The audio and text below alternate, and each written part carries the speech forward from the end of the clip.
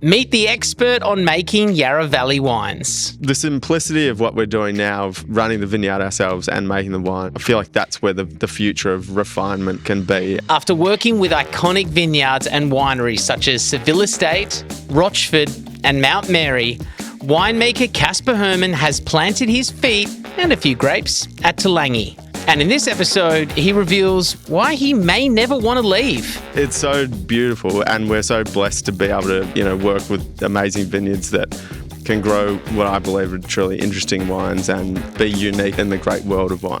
Join Master Sommelier Carlos Santos and myself, wine idiot Angus O'Loughlin, as we learn about Kaspar Hermann's deep wine knowledge and history and why you won't recognise one of Australia's best Chardonnays. My kind of dream for this label was for it to be on the world stage. Hello and happy Friday if you're watching this. Well, most of you are listening or watching to this on our day of release. If not, happy weekend. Hope it's a great Monday, Tuesday, whatever. Hello, Angus here from the Wine Podcast and YouTube, Got Somme. Next to me, Master Sommelier Carlos Santos. Hello. Hello, how are you going? It's been a while. Nice to be back. Yeah, has been a little bit. I haven't seen you in a little bit. Your baby's cooking. That's right, You've got a beautiful daughter on the way. 2 more months, yeah. Yeah, crazy. I'm shaking now already, so... How are the preparations going? Yeah, good. We still don't have a baby room. I mean, I'm being forced to move some things around, but hasn't been done yet. Okay. All right. Well, we look forward to talking about birth wines with you on a future episode of the podcast. Absolutely. And getting your future baby daughter a ripping bottle so you can celebrate when she's 18. That's right. Which seems like a long way off. Probably earlier. But I somehow have a 3.5-year-old daughter, and that happened in the blink of an eye. Welcome back to the podcast. This isn't a parenting podcast. It is a wine podcast, and we are stoked to be doing not one, but 2 parts with today's guest. This is a requested winery. This is an amazing region which is very close to home, the Yarra Valley. And we've got Kaspar Hermann from Toolangi with us. Hello, mate. Hello. Good morning. Welcome. Thank you. For people who are watching this on YouTube, they can see a wonderful looking flight of wine, which is 5 F Block Chardonnays, the wine that I dare say Toolangi is most famous for. So that's exciting. We're going to be going through the flight on part 2 of our discovery with you. But this is just talking a bit about your history, how Kaspar came to be the winemaker down at such an established, wonderful place of the world, and discovering a bit about your journey. So I guess we referenced kids then. Do you have any early memories of wine being introduced into your family? Because you're Swiss. I think with Italian families, there's like little thimbles of wine being thrown around. But do you remember, is there a first memory of wine in your household? I guess wine was something that was present, but it wasn't really a big part of my kind of growing up as a child. It was kind of something that, I sort of navigated my way into and came to be that way. It was like, wine isn't really like wasn't a family thing. It sure is now, but beforehand maybe not so much. So where did it all come as a passion for you? I mean, your family has a history in agriculture, but not necessarily in wine. Yeah. How did you get into the industry, and where did that passion start? So I guess like in high school, I had a job as a gardener at an old folks home. So I kind of sort of enjoyed that, and studying biology at school was interesting. My father took me along to an open day at La Trobe Uni for their viticulture course, and that sort of resonated with me quite a lot. So I thought, it's a relatively broad agricultural degree that you can do there, and I guess I was just really lucky that the idea that it might be a good one to pursue did work out that way. And then sort of towards the end of high school, I met my now wife, who has a family steeped in viticulture and wine, which I guess sort of fanned the flame for the passion that still burns. So, that's it. Yeah. So her family, the McMahons, started Seville Estate in the Yarra Valley back in the 70s. So quite a lot of history. Competition or a little bit? No, well, like my brother-in-law Dylan, who's been the winemaker at Seville pretty much forever, he allowed me to come and do my first harvest in the winery there in 2004. So we talk about wine a lot. We drink a hell of a lot of wine together, but we try and steer the conversation back to our other parts. We're certainly not competitive, but he's definitely been a mentor of mine that I've learned a hell of a lot from over the years. So. Yeah, and you spent some time as well in Mount Mary. So how was that experience with? I did. That was also kind of a weird circle of life thing. But yeah, when I was doing a harvest at Coldstream Hills, I met two of my now best friends, Will Byron, who was the assistant winemaker there at the time, and also Sam Middleton, who was doing his kind of first real vintage that year.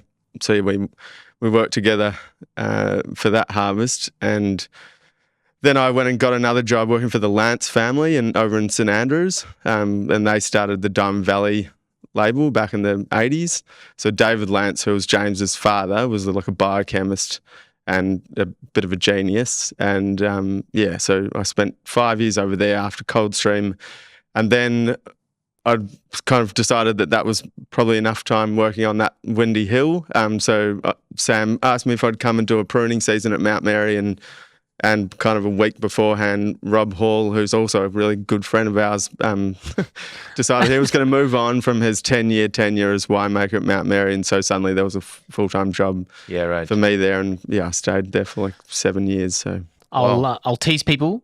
Sam and Mount Mary's coming up on a very, very soon to be released episode of the podcast. Actually, I think he's going to be the next winemaker following you. So there's going to be some lovely intricacies talking about your relationships. That's really kind. Yeah. If you were to work anywhere else around the world in viticulture, where would that be? I'm fascinated by the US, to be honest. Yeah. So, I mean, I'd love to work on the West Coast somewhere, Oregon or... He knows out of Oregon at the moment. Wild. Yeah. So delicious. Yeah. Yeah. So I don't know. Yeah, maybe there or Oregon. Who knows? Yeah. 20 vintages down at the Yarra. Yeah. An ecosystem of going across multiple wineries, now being at Toolangi for a period of time. Yeah. Competition.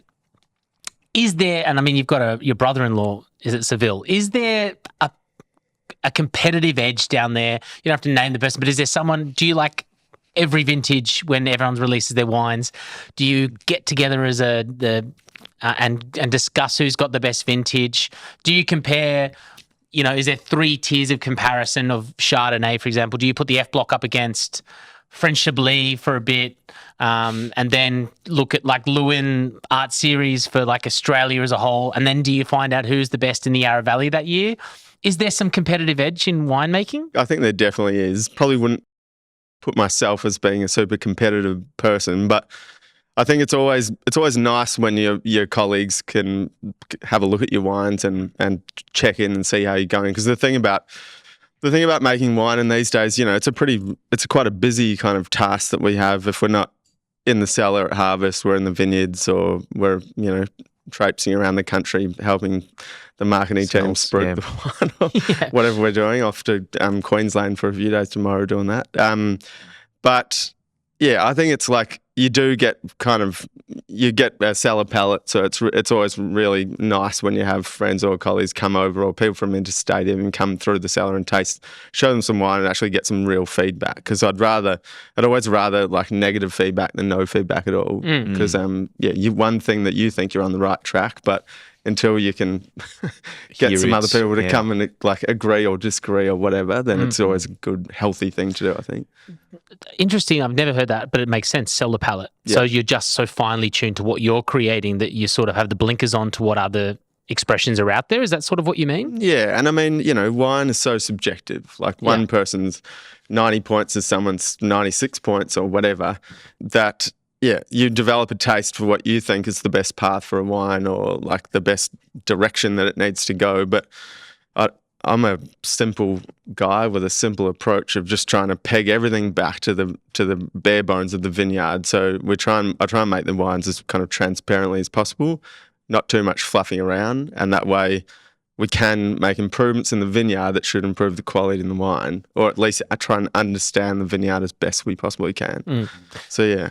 Would you find it disrespectful, and we haven't done this, it's not an idea, I just thought about it, and I'm not saying thought about it as a future episode, but let's say Carlos and myself did an episode where we blind tasted Yarra Valley Chardonnays next to each other. Yeah. And then we talk about the ones that we best like. Mm-hmm. And then with that, maybe some criticism. But then once again, wine is subjective, and although a master sommelier, that's a pretty good indication of where a wine's at. Yeah. I'm an idiot. Do you think that's sort of helpful or hurtful in some ways? Because people do take on a point system. Yeah. And I remember chatting to Alex from Clarendon Hills, and he's like, my dad Roman Yeah. bought all the bad vintages from France by the pallet load that are now drinking like 100-point wines. Yeah. Because people are so hold on to that 96-point critique. Where do you find, as a winemaker, how does that sit with you, critique in general? And it's the highs and the lows. Like, you know, part of the modern day kind of wine marketing approach is to send your wines off for reviews. And we're lucky in this country. We've got some fantastic wine critics. Some of them write somewhat more flamboyantly than others, but that's great because it keeps us all on our toes. But you always have to, and I get reminded this by my wife constantly, you've just got to just chill out. Wine's a bloody drink at the end of the day. You know, it's not the holy grail of everything. We take it probably way more seriously than we should because we care and we want to try and fine tune our craft as best we can to get to that end point of making the very best wine we can every year. But the point is, we're so in the lap of the elements that we can't have the most perfect year every single year. So you do need to be able to take the knocks occasionally when they present themselves. Sometimes some ways the wines are perceived can make you feel a little bit down or flat for a spell, but hopefully you can show it to a few other people and they have a very different take. And I've certainly experienced that in terms of like professional evaluation of wines in the past. It can vary. And that's the thing about wine. It's subjective, like we said. Right. If the wine's blind tasted more often, you probably have more better surprises than you want. Yeah. Yeah. I mean, the wine show system is a complex beast in itself. And I'm still coming to terms with, like, understanding that. And to be honest, it's not, I don't believe it's the best forum for evaluating wine because often, if you look at a wine in isolation over a dinner table with awesome company, you're going to have a fantastic time. 100%. That wine's going to look different, you know, today than it did yesterday. 100%. And then there's so many, you know, other environmental factors that can affect things. Age of the wine, temperature it's served at, the food that goes with it's really important, and who you're hanging out with. That's right. Yeah. Tell us about your first vintage with Toolangi. Okay, so first vintage was the 2019, a bit of a baptism by fire. I took the job on Christmas Eve of 2018. I'd sort of had resigned from Mount Mary and was going to be heading up this other little project that would have been interesting, but had to make a bit of a tricky call that ruffled a few feathers, but took this gig on Christmas Eve of 2018 and then had my annual 2 weeks of family holiday, arrived back mid-January, and then we started harvest pretty early in February. So, there wasn't a hell of a lot of time to get to know what the plan was, and there was no real handover period with the previous tenant. But, the really cool thing about, I guess, coming on board for this project at the time that I did was the vineyard had actually been sold in 2017, and then Helmut Konecny, who owns Rochford Wines in Coldstream, purchased Toolangi Vineyard and then the label and made some wines in 2018 as the first year under Helmut's ownership. And then, I started for the 19 season, so I was quite early in that piece.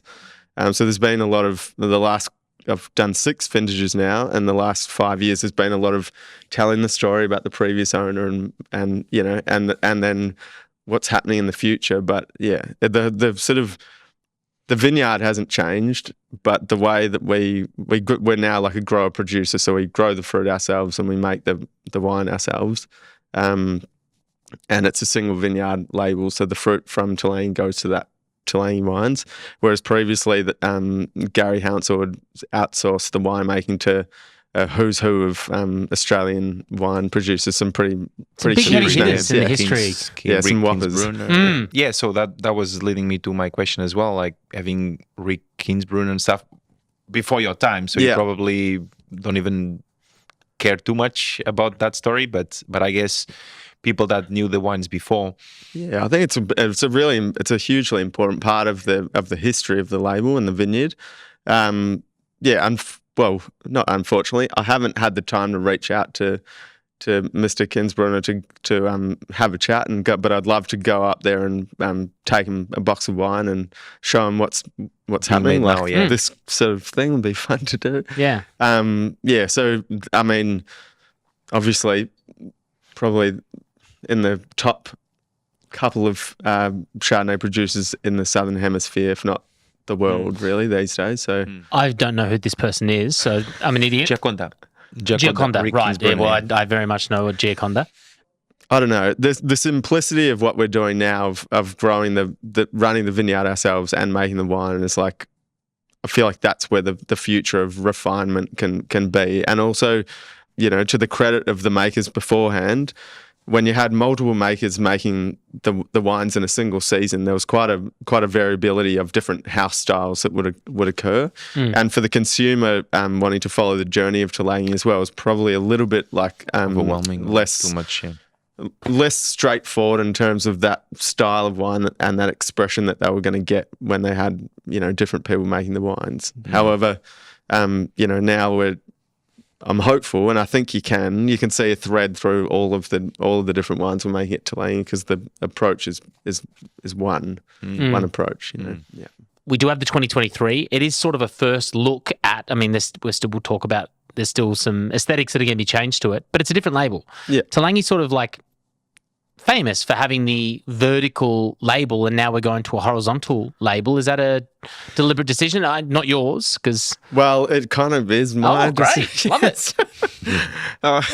There you go. That's perfect. There's the footprint. stamp. No, I mean, with the labeling, my kind of dream for this label was for it to be, stand on the world stage at some point. And I guess the previous branding was lovely, and there was certainly a lot more beforehand in the previous owners' kind of time of ownership.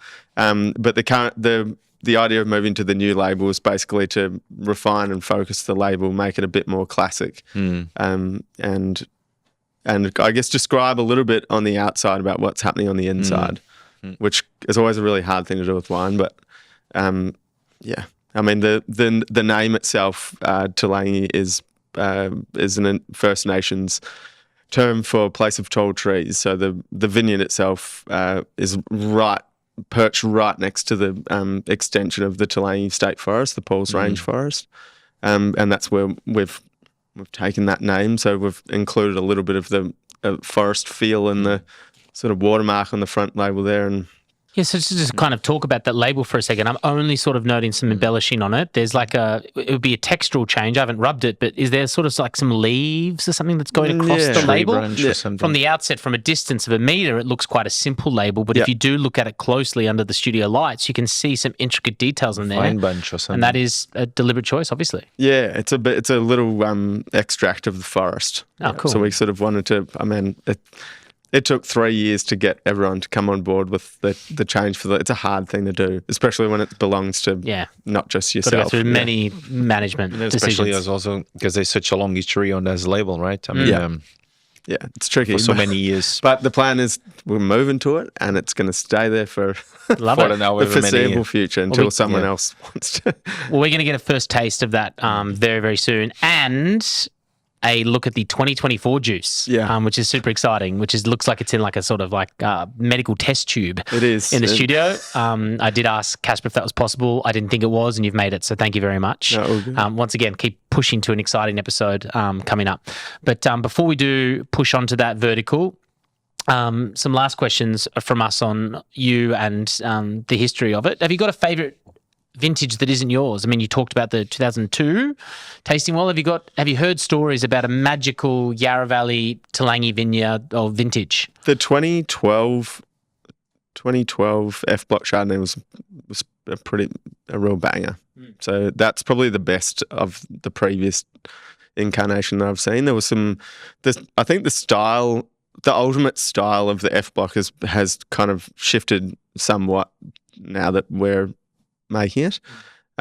It was pretty. I mean, I would describe it as a little bit flamboyant still, but it was pretty big, like a large framed, voluptuous Chardonnay. And now, now I'm very conscious about like that's not exactly how the vineyard talks to me. So we're sort of this is what I'm listening to when I'm hearing the call of the fruits and the soils and the essence of the site. Well, I say thank you as if we're not about to stop the cameras and talk to you again in 3 minutes. But thank you for coming in for this part, learning a little bit more about your history, which we will continue to learn more on the next episode.